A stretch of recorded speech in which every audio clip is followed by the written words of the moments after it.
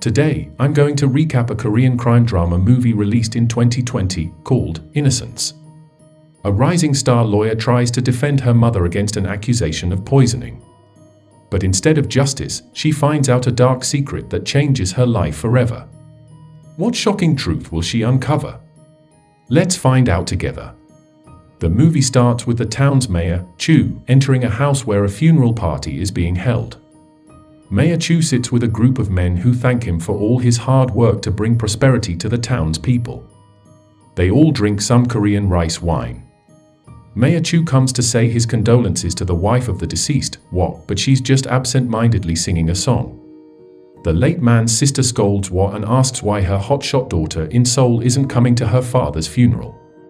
Not accepting her daughter being disrespected, goes rampage on her, with guests trying to separate the two. Suddenly, the guests who drank the rice wine became ill, including the mayor. Something is wrong with the rice wine. Meanwhile, in Seoul, Woo's daughter, Jung-in, is defending a person in court. She successfully wins the case and is congratulated by her boss in the law firm. Jung-in is the ace lawyer in the firm. She then sees the news on TV about a tragedy in Daejeon where people got poisoned by a pesticide-spiked rice wine at a funeral. Jung-in notices the house to be her family's, and her mother is arrested as a suspect, so she decides to leave immediately. While driving, she calls a detective she knows and asks him to dig for information about the case. We see a flashback of Jung-in as a teenager receiving a recommendation letter to Seoul National University. Her father, Tae, disagrees and rips the letter, saying that she can only leave the house and do what she wants when he's dead. For some reason her father is harsh to her, often beating her while at the same time won't let her go. Feeling unappreciated at home, she leaves her home and never returns. Jung-in visits her mother in jail, who doesn't seem to recognize her daughter. Instead of revealing her identity, Jung-in plays along and asks if Woo remembers anything from the funeral, but she doesn't even remember that there was a funeral. She doesn't even realize she's in jail, and keeps saying she needs to care for his son and pees herself. Apparently, Woo has dementia. Jung-in goes to her house, which is now a crime scene.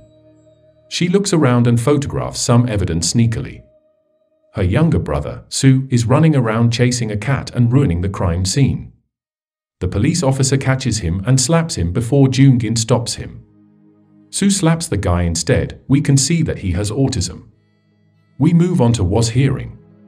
A witness says he saw Woo and Soo pouring rice wine with many pesticide bottles near them.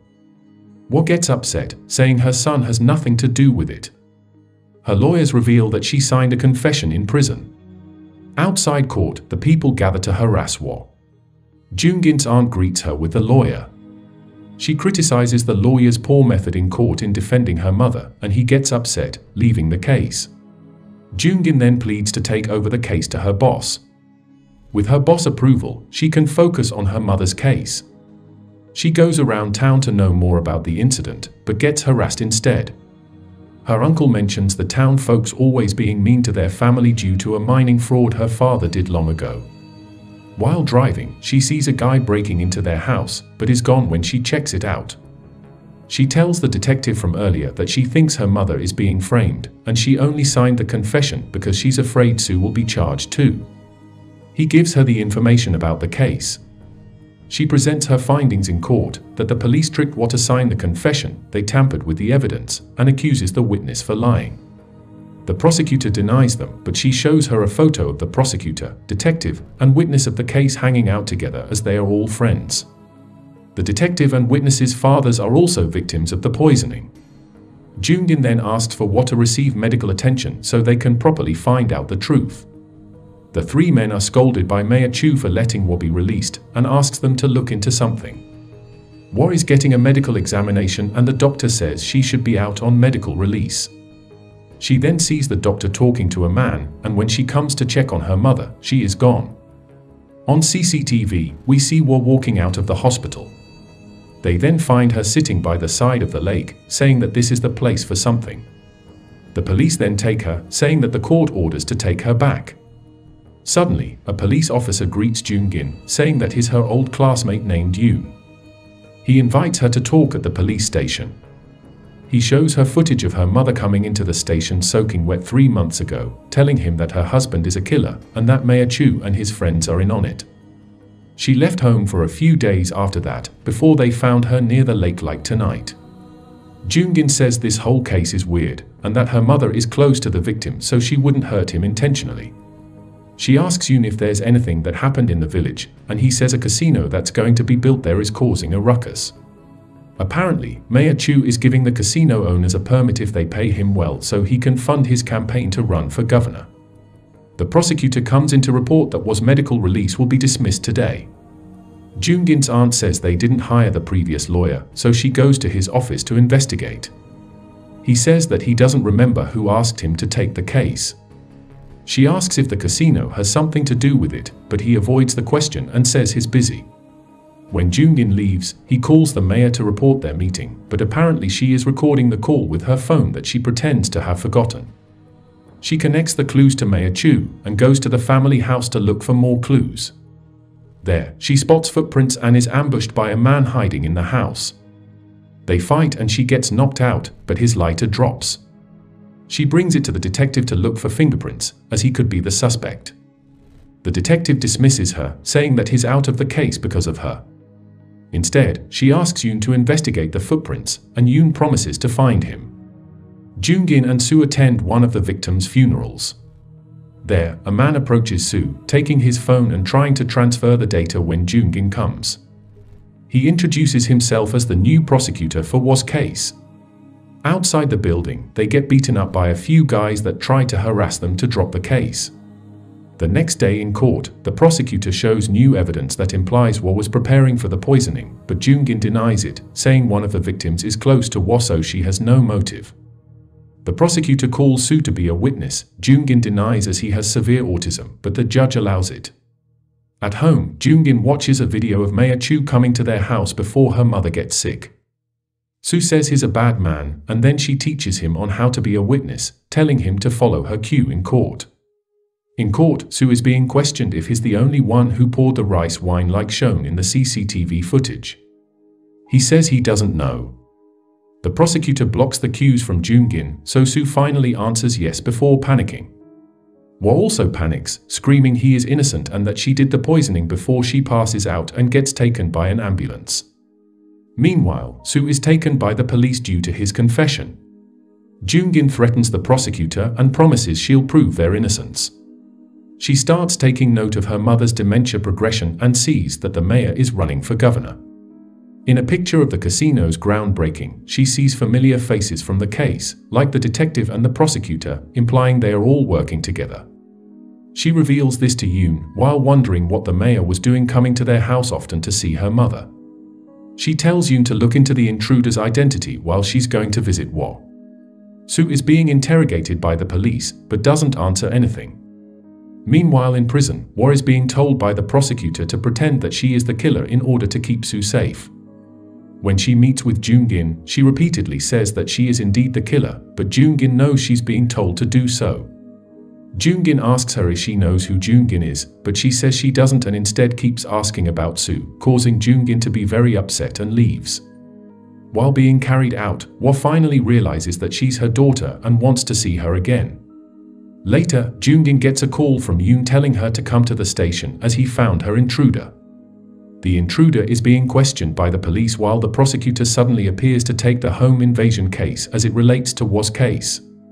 She meets with Yoon outside, and they see the police immediately releasing the intruder. They follow the intruder's car and see that they are trying to take him out of town. Yoon says he will follow the intruder while Jungin follows the van. He finds out that the intruder is getting on a bus to Mokpo. Jungin follows the van until morning until they end up in a construction site.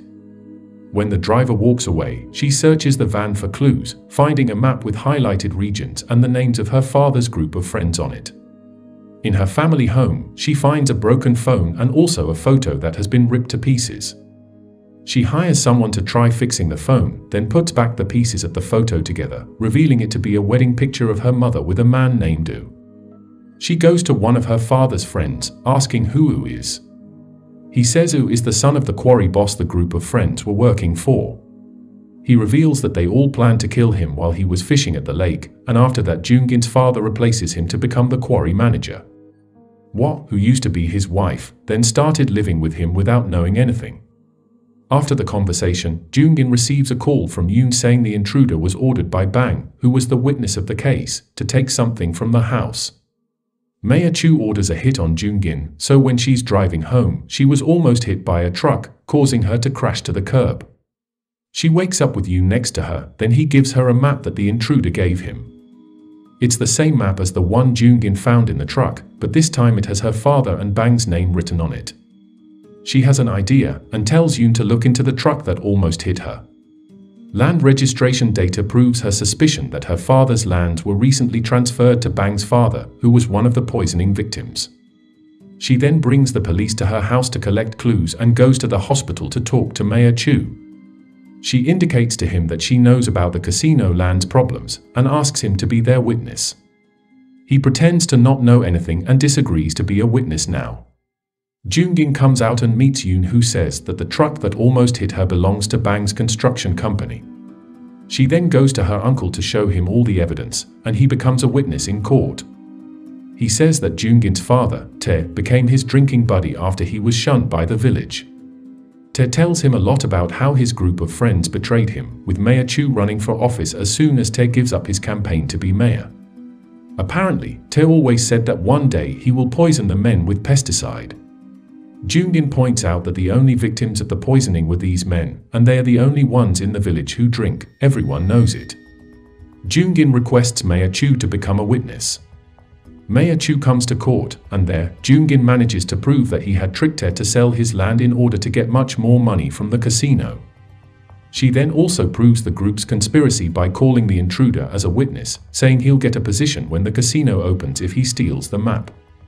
The court takes a break and she gets the phone that was fixed. There, she sees Tae saying that Woo is poisoning his food because she found out about their murder of Woo.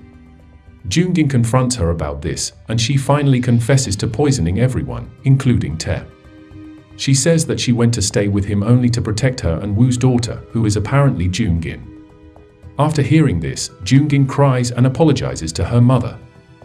In the next hearing, Jung-in manages to expose all of Mayor Chu's schemes in a public hearing, including that the mining fraud was also his doing, causing the villagers to be upset at him.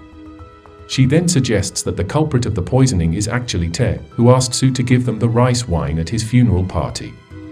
Jung-in proves once more that her mother is incapable of murder because her dementia is so bad, she can't even remember her own daughter. With all the evidence, the court decides that Woo is not guilty. Jung-in cleverly crafted a lie based on the irrefutable evidence to save her mom despite being actually guilty. The movie closes with Jung-in and Woo sitting together by the lake. Sometimes life hides a shocking truth somewhere deep in the past. Jung-in's mother is a victim in this situation, but do you think Jung-in's decision to cover the case and blame it on her dead stepfather is an ultimate justice? Let us know what you think in the comment section.